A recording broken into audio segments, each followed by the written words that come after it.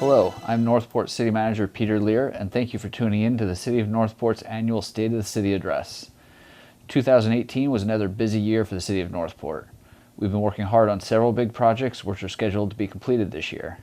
In addition, we cut the ribbon on many smaller but important projects which enhance our city and make it a great place to live, work, and visit. Before we jump into the details of the projects on the horizon, let's get into the nitty-gritty of numbers. For the fifth year in a row, we have seen an increase in property value. This year, we saw an increase of 12.6%. Our fiscal year 2019 budget saw no change in our property tax rate as it remains at 3.407 mils. We saw no increase in the road and drainage assessment or solid waste assessment and an 8% increase in our fire assessment. For the fourth straight year, we have ensured that we're not using savings to pay for daily expenditures. The Atlanta Braves spring training facility, recently named Cool Today Park, is projected to celebrate completion by hosting the last spring training game of the upcoming spring training season.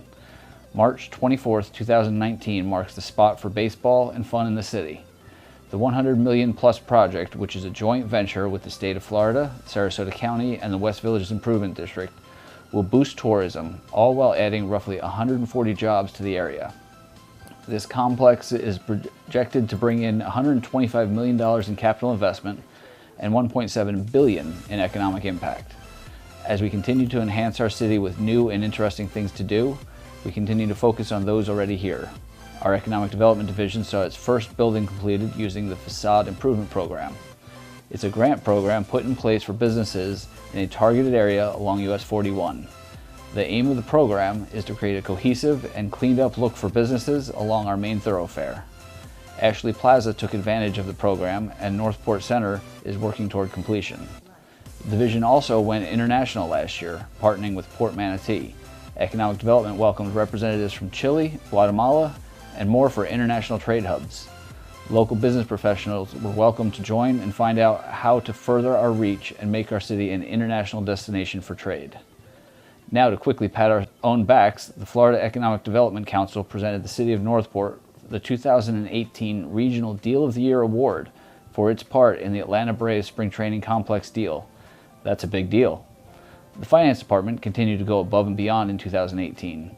The department has received the Distinguished Budget Award from the Government Finance Officers Association every year for the last 11, and the Achievement of Excellence in Financial Reporting from the Government Finance Officers Association. The fiscal year 2019 budget is roughly $161 million, with large projects like the Braves Aquatic Center and the Price Widening Project contributing.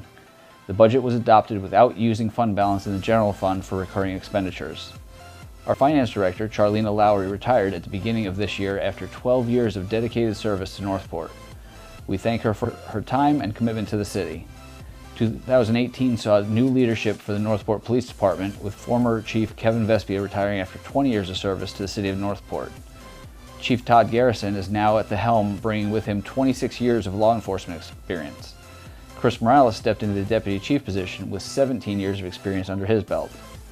In calendar year 2018, the department assisted in around 23,000 calls for service. The department achieved re-accreditation of their Excelsior status by the Commission for Florida Law Enforcement Accreditation this year. Excelsior status is only received after more than 15 years of continuous achievement. It was a year of investment into safety for the police department. To help keep our special response team safe, the department invested in an armored vehicle for tactical use in dangerous situations. At the cost of just under $300,000, the Bearcat provides bulletproof protection for our men and women and can be used for high water rescue situations. We also just recently finished the testing phase of body-worn cameras for our patrol officers to ensure safety and accountability. It's estimated that the equipment, storage, and personnel needed to maintain the store records will be around $225,000 annually, if approved by Commission. As usual, the police department participated in several events this year, many as an annual tradition. These included Shop with a Cop, Operation Santa Surprise, National Night Out, Coffee with a Cop, and more. In 2018, our Facebook had a reach of more than 4 million, helping to solve dozens of cases. Our Fire Rescue Department also made it a priority to invest in the department's future and saw a change in command. Former Chief Bill Taft retired after leading Northport Fire Rescue for 15 years. Chief Scott Titus took the reins with 25 years of Northport Fire Rescue experience under his belt. Jody McCord stepped into the Deputy Fire Chief position and has been with Northport Rescue for 25 years as well. You can't complain about a combined 50 years of Northport firefighting experience. As we expand our service into the West Villages area, more personnel are needed to keep that side of town safe. In 2018, we were awarded a federal grant through FEMA and the Department of Homeland Security, which enabled the department to hire 21 new firefighters. The Staffing for Adequate Fire and Emergency Services, or SAFER grant, is a match grant over a 3-year period where the federal match is 75% for the first 2 years and 35% for the third year. It provides $2.5 million in savings over a 3-year stretch. The department responded to more than 7,800 incidents in calendar year 2018. In addition to these, Northport crews deployed to the Panhandle for 2 separate missions as a part of an engine strike team in the wake of Hurricane Michael. In total, our personnel spent 12 days there to help in rescue and recovery. The department is rated an ISO 1 operation, one of only a handful in the country, and has obtained that designation. This helps the insurance rating of every resident and business owner. Our Public Works Department maintained their top-notch service in the last year. Since the start of the new recycling program in 2017, and with our extensive community outreach, our residents continue to recycle more and more each year. The monthly average of recyclables collected during 2018 was 564 tons, which represents an 8% increase in the monthly averages of recyclables collected in 2017. That's a lot of recyclables. Great job, Northport. Now I'm going to hit you with a bunch of impressive numbers. The department rehabilitated an equivalent of 341 football fields of retention ditches and 801 football fields of roadside swales. Additionally, close to 10,000 linear feet of roadway, culvert, and outfall pipes were replaced to provide a positive flow of stormwater. That's the equivalent of about 1,412 Shaquille O'Neals. Okay, I admit that conversion was a stretch, but still, that's a lot of work. The road bond referendum passed by voters in 2012 continues. Nearly 500 miles of city streets have either been completely redone or received improvements. Additionally, Price Boulevard was repaved this year. Bigger improvements are on the way. Next week marks an event featuring big trucks and big fun. The 2019 Public Works Rodeo is set for January 26 from 10 to 3, and it's fun for folks of all ages. Join us at the Public Works facility off Chamberlain to check out heavy equipment, vendors, and more. Our Utilities Department has made a splash with what they've achieved in this year, and we have some undamning evidence to prove it. In 2018, 1.1 billion gallons of water was provided to Northport's customers and more than 260,000 meters read. Additionally, 910 million gallons of wastewater was treated. That's equivalent to about 1,378 Olympic-sized pools filled with wastewater. Just let that soak in. With the West Villages expansion comes more need for water facilities. The design of the Southwest Wastewater Treatment Facility was completed and construction began last year. Staff is working with contractors and engineers from the West Villages Improvement District during construction, and it's set to be completed in January 2020. Utilities had no shortage of awards in 2018. We'll name a few. Outreach staff reached the Florida Water Environmental Association's Public Education Award in the campaign category for Ricky the Raindrop.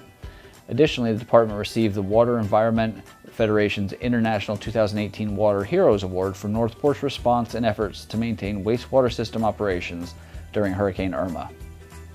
The Neighborhood Development Services Department has been busy doling out permits, completing work orders, and initiating inspections. As usual, the department found a new leader in Frank Miles, who replaces Scott Williams as director. Scott retired earlier this year after decades of service to the city. A big milestone was hit in 2018 as the building department hit 10,000 permits issued, which hasn't been done since 2006. For perspective, Taylor Swift had just put out her first album, and poor Pluto had been demoted from planet status. That includes more than 1,241 new home permits and 60 commercial permits. Our Property Standards Division gets a bad rap, but the division is there to help keep our city looking its best.